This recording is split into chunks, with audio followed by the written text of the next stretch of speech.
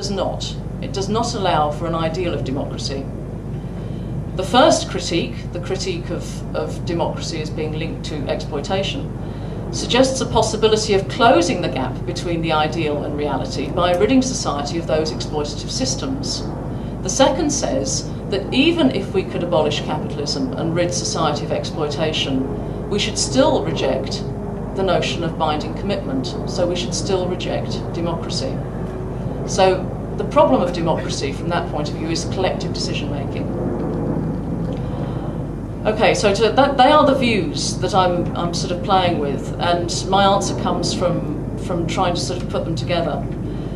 So my answer to the question, or the three questions posed at the beginning of the talk, is that I broadly agree with the first position, that in contemporary society, liberal democracy is basically illusory, and I agree with most of what Stephen said. And I share the concerns of the second position, that we have to be wary of obligation, or the concept of obligation.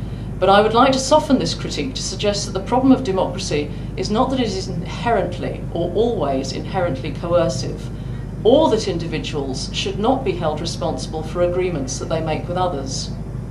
On the contrary, I think that the anarchist needs to acknowledge the possibility and the importance of promising and of making binding commitments. What is to be rejected, in my view, is the idea that anyone is obliged to abide by decisions that one doesn't agree with, and indeed decisions in which principled disagreement has been expressed. So if you make a promise, that promise is specific to a certain event or agreement, and they can only be but promises can only be binding to the people that you make those promises to. So my answer is that we shouldn't reject democracy if this term is interpreted as a principle of collective decision-making.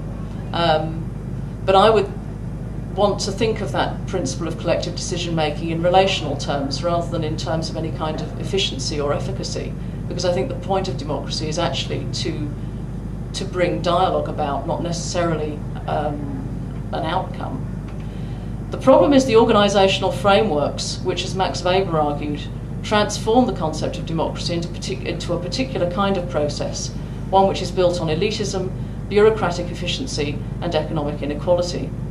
Spaces, I think, do exist within liberal democracy, and again, I think we sort of agree, even if, as Weber argued, there is a tendency towards organisational replication.